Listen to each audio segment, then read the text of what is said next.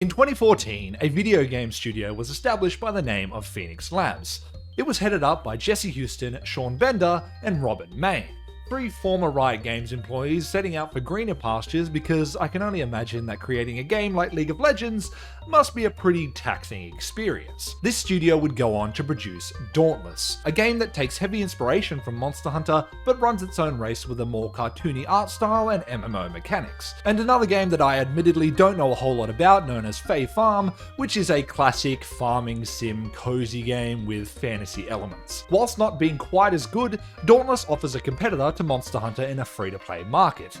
Or I guess I should say that it did. A recent update that was poised to be the relaunch and major comeback for Dauntless has proved to be a pretty miserable experience for just about every player involved, with most of them referring to it as the death of the game. And this is made even worse when you consider that this is the same game studio that cancelled a promising upcoming game by the name of Project Dragon or Everhaven weeks before it was set to hit early access. What is going on at Phoenix Labs? I don't usually get this interested in industry stuff, but there was something about this situation that really hooked me, so I had to take a deeper look. It is absolutely no secret that the gaming industry is in pretty dire straits. Studios open and close like it's going out of fashion, layoffs are a weekly occurrence, developer acquisitions are driving everything towards one big monopoly, people are overworked and underpaid, and there is AAA schlop shoveled onto store shelves every other day. It's a bit of a bummer, and many are affected, so why am I focusing specifically on Phoenix Labs? It's pretty simple, really.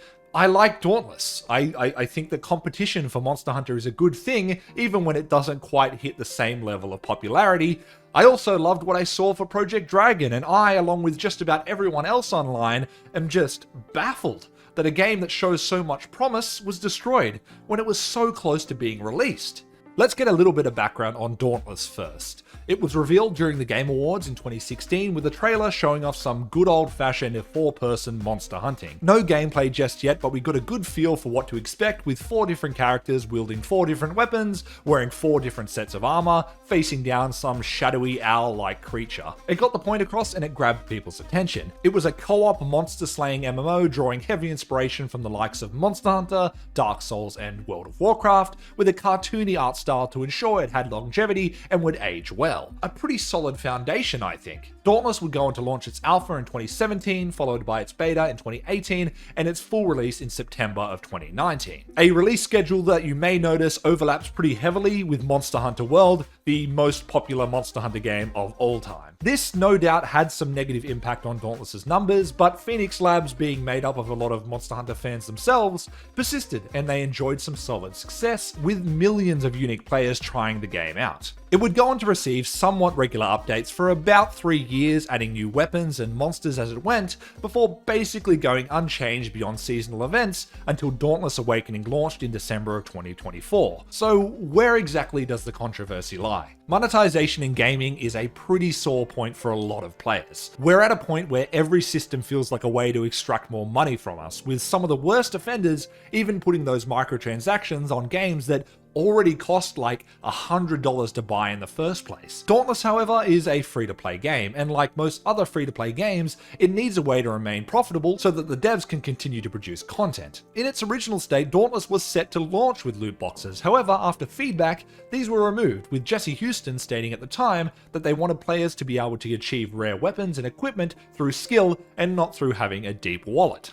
Keep that one in mind. Monetization options would then be adapted into purchasable equipment that is purely cosmetic, along with the battle pass, which is pretty common and low impact stuff by today's standards. Something clearly changed when Houston left the company in 2023 though, with the release of the Awakening update, so let's take a look at that. Dauntless Awakening was poised to be the relaunch of the game as it became available on the Steam store after years of being an Epic exclusive. From my point of view, I had only thought a few days prior that I should give Dauntless another go as I waited for Monster Hunter Wilds to come out. So seeing it on the Steam store was quite the surprise, along with the wave of negative reviews that it already had. That's actually what started me down this rabbit hole that led into making this video. Looking through those reviews and the Dauntless Reddit, the situation seemed pretty dire, with few having much positive to say.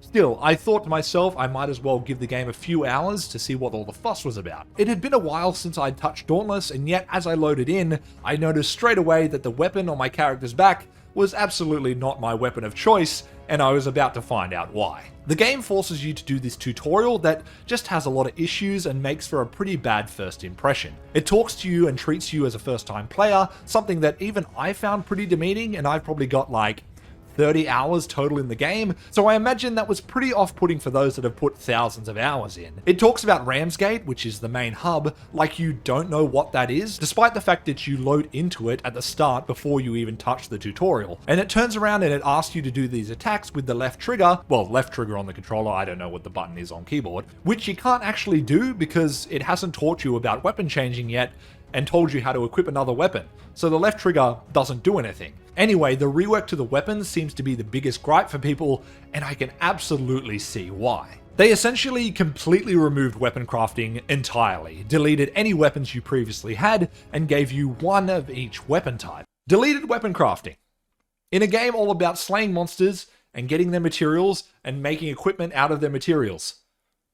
What? To make matters worse, it seems like each weapon has one element. So there's an ice sword, and a nature pike, and a fire axe, and so on and so forth. Meaning that if you need fire to take down a monster, but you don't like how the axe feels to play, well, too bad. You either don't get the elemental advantage, or you have to use the axe, which you don't like playing. What an asinine decision. What a crazy design decision that is. It's entirely possible that there's something I'm missing with this, but that's how it felt to me, that's how it reads in-game. The monetization ties into this as well, because if you do actually want weapons with different elements, you gotta buy them. With real money. How in the world did they think that that was a good idea?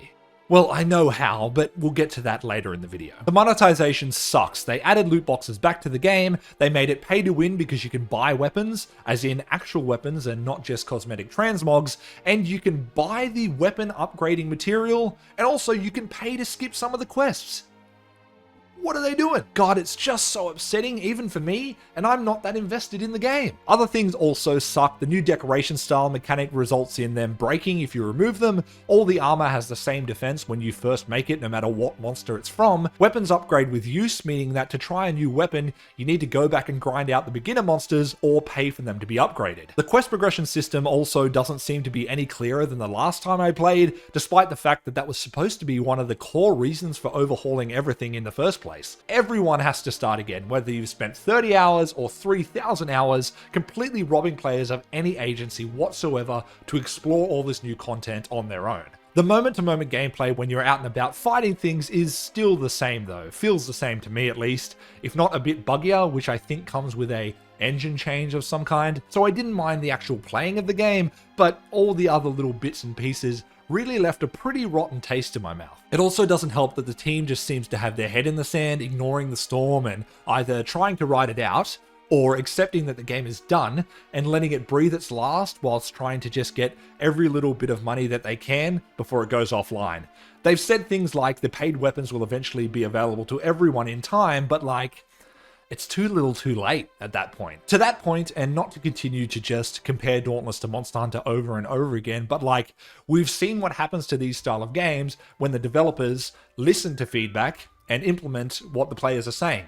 Like, we've just heard that the Monster Hunter Wilds full release will have a lot of changes from the beta because of feedback from the community. So like, it just sort of writes itself. Like, you have the example right there. It is insane, dude, and the primary issue is that this was supposed to be a relaunch. This was an opportunity to make good by the existing player base, as well as draw in a bunch of new players as well. But what they did do was screw over the existing players, which leads to them leaving negative reviews and shitting on the game, which then deters new players from even giving it a try in the first place.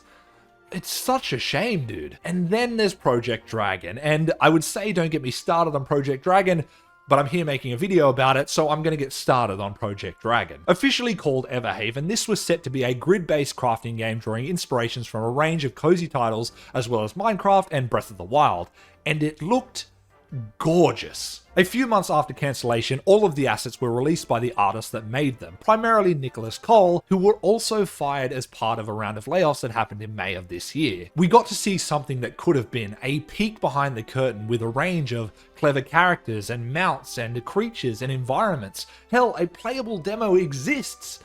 Or it existed at some point. We have footage of the character creator and just general gameplay. This game was in development for 4 years. pretty much since Dauntless launched. And to add insult to injury, it was only weeks away from its announcement and eventual early access when it was canned, as it was set to debut in the Summer Game Fest 2024 highlight reel. There were some that tried to shop around for another investor and publisher, but that was squashed by Phoenix Labs' new and secretive owner, Fort Labs, whatever you want to call them. Thor from Pirate Software, the world's most wholesome game dev and that guy everybody knows from YouTube Shorts, even got involved with this and reached out to Fort to try and get the rights to the IP and launch the game with the resources he has available, but they just didn't respond to him. It appears that they're not going to relinquish the IP for Project Dragon. After I found out about Project Dragon, I found that to be very, very compelling. Found out all the companies that were involved and reached out to those companies to see if there was a chance that we could obtain the IP, rehire some of the members of the team, and go forward with that game. Company never responded to us. In fact, they didn't respond to anybody. This is a true travesty, and we get a brief glimpse at today's real villain. All of this leads to the question, what the hell is happening at Phoenix Labs? The studio's output looks like this. They opened in 2014, released Dauntless in 2019, and released Fae Farm in 2023. Now, a decade with only 2 games to show for it isn't necessarily a bad thing, especially when one of them is a live service MMO. I mean, larger studios have done less with more. In 2021, Phoenix Labs was acquired by Garena, a Singapore-based publisher and developer, which allowed Garena to establish a more international presence and Phoenix Labs to continue their support of Dauntless and open up new development opportunities. At one point stating they were working on almost 10 projects in total across 4 locations. Seems like a pretty good problem to have. Pretty good spot to be in, but unfortunately, there would be dark times ahead. The studio would become independent once again in February of 2023 after a management buyout, which would then lead into them cutting almost 10% of their workforce in May of that year, with the stated goal of this round of layoffs being to focus on new releases. Things would unfortunately go from bad to worse when Jesse Houston, the co-founder and seemingly core moral compass of the entire organization, would step down in September and 23 more staff would be laid off in December. As the spiral continued at some unspecified time during 2023, Phoenix Labs was acquired by the aforementioned company by the name of Fort. This acquisition was not publicized or announced in any way and only came to light in May of 24 when it was said to have occurred over a year prior, which you'll probably notice lines up pretty well with Phoenix Labs splitting from Garena. Now, what is the problem with having a parent company? Nothing. Inherently, a lot of smaller companies need larger companies to help keep the lights on so that they can continue to produce their product. But this particular parent company, Fort, is a venture capitalist, blockchain-focused company.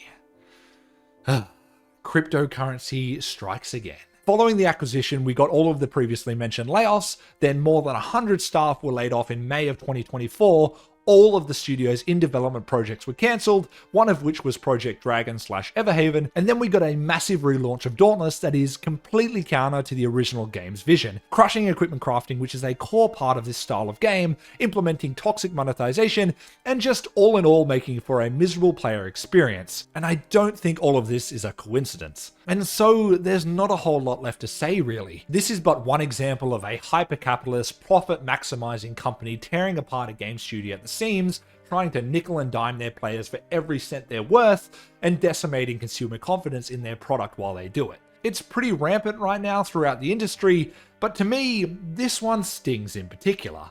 Whilst I never got lost in the source of Dauntless, I could see that it was special, that it had a lot going for it. It has systems that are super intriguing, really interesting weapons and equipment, and most importantly, cool monsters, and Monster Hunter really lacks a good healthy competitor. Furthermore, we rarely get a peek at a game that could have been like we did with Everhaven. Usually games live and die in some corporate office before the public ever gets a glimpse, but seeing something that so clearly looks like an awesome game to play and get lost in, and knowing that it likely will never see the light of day, is pretty devastating. And to think that it might get twisted into some blockchain, NFT crapfest of a game as well, is even more devastating. Whether you like Dauntless or not, have ever heard about Fae Farm, or even care about Everhaven, this should be something you do care about, even if there's not a whole lot we can do to change it. If you enjoy good games and the artistry behind them, value the love and dedication put into their development, then remember that there were people behind these projects who had that passion and drive to deliver on them, even if the powers that be had other plans. And that's the real shame of this whole situation.